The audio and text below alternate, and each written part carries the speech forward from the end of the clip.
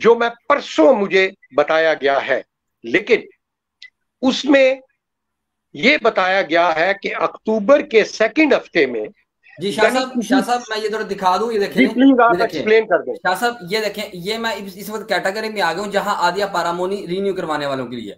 यहाँ पे इन्होंने लिखा भी है अनानियों से आदिया दियामोनी, उसके बाद इन्होंने दो कैटेगरी दी है।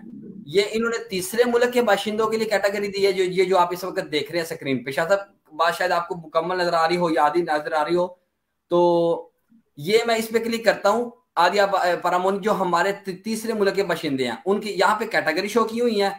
कौन सी कैटेगरी के आप नाज़रीन यहाँ से मालूमात भी ले सकते हैं।